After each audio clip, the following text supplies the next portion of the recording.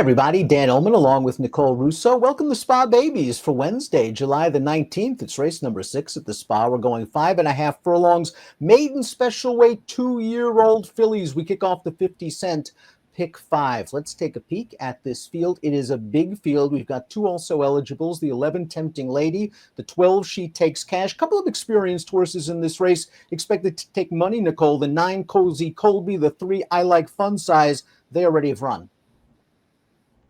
Absolutely. And this race is interesting to me because not only do we have a lot of freshman sires represented who, of course, we're analyzing in terms of their first crops.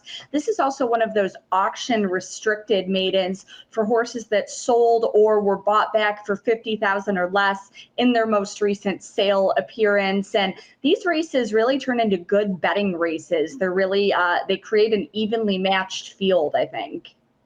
Now we kick things off down towards the inside with the number 1 Lisa's Palace. Joel Rosario aboard for trainer Kelly Breen. This one was bought back for $27,000 in April after breezing a furlong in 10 and 2. The dam was a 2-year-old winner, and she's a half-sister to a stakes-winning sprinter, so there is some speed in the pedigree. She is by Belmont Stakes winner Palace Malice.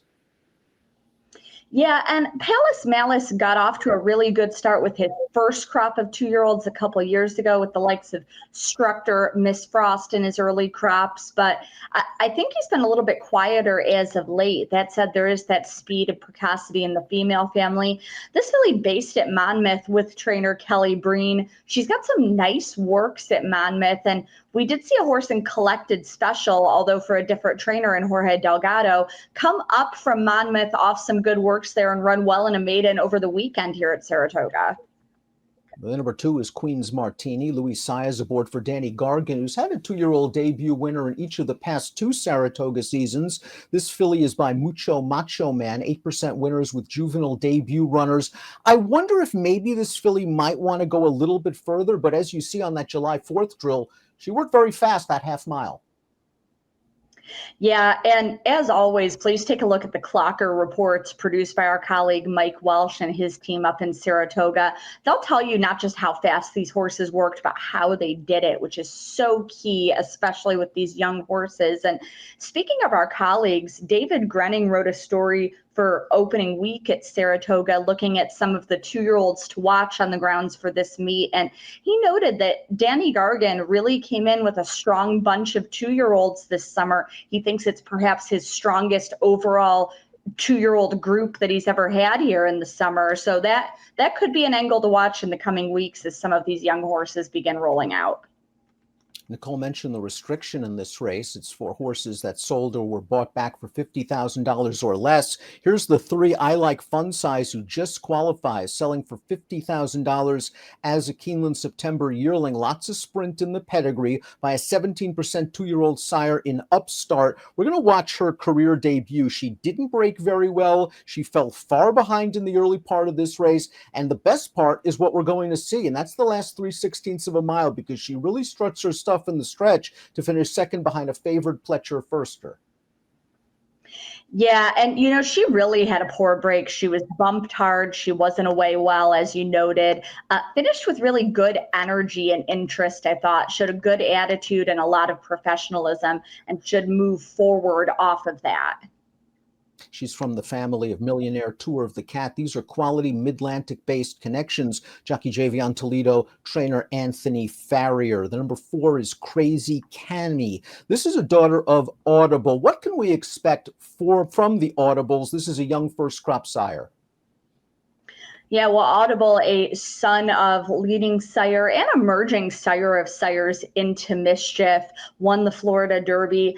A number of consigners told me that the Audibles were the pick of their first crop yearling sires last year at the sales, and I got the opportunity to see a lot of them, and they're really nicely put together. They're medium-sized, athletic horses. Audible's got 1 winner so far, sort of just starting to wake up, and I'm going to expect more accomplishment from him, particularly since he is an Into Mischief who genuinely wanted to go a route of ground, wanted to run 2 turns. He came close, relatively speaking, to being Into Mischief's first classic winner. He was third in the 2018 Kentucky Derby behind a couple of champions in Justify and Good Magic. Really ran a sneaky good race there. So a lot of people, including me, expecting a lot from the Audibles. Miss Dam was a juvenile debut winner. She's a full sister to Corinthian, who won the Met Mile and the Breeders' Cup Dirt Mile. $210,000 yearling, only sold for $45,000 in April. The 5 is Flowers for Me, a daughter of West Coast. Dylan Davis aboard for trainer Jimmy Ryerson. $18,000 short yearling. There is some speed in this pedigree, and I like that this filly is mature enough to already have breezed 5/8 out of the gate. Absolutely. And you know what? West Coast is a stallion who I really love. He's one where, walking around the yearling sales, I'd walk by and I'd think, gosh, that horse wasn't on my short list, but what an athletic walk. And I would look, and every time it seemed in the catalog, it was a West Coast. He wasn't a very commercial type of stallion, hence why this one isn't here in this auction restricted race.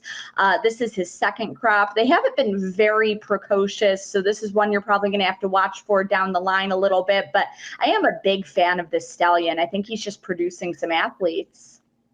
Number 6 is Sun and Wind. This is a New York bred that's already raced once. We're going to take a look at her career debut. She gained a lot of experience from this race, Nicole, breaking from the inside, taking dirt in her face down on the rail, and still showing enough heart and determination to only be beaten a neck. A good effort. Johnny Velasquez now takes the call. A really good effort for this daughter of New York kingpin Freud.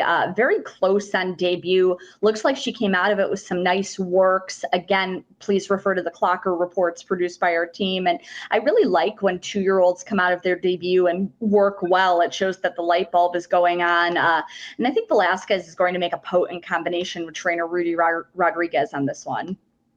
Second dam, a multiple stakes winner and a debut winner. The dam won on turf. There's a lot of turf in this pedigree. I wouldn't be surprised if that one continues to do well on dirt and turf down the road. Januka's up next for trainer Butchie Reed. This one, based at Parks, is a half-sister to 2-year-old stakes place dirt sprinter Summer Lightning. Let's talk a little bit about Maximus Mischief as a first crop sire. Maximus Mischief, another son of Into Mischief. He's really got the pipeline loaded with some young stallions coming up in upcoming years here.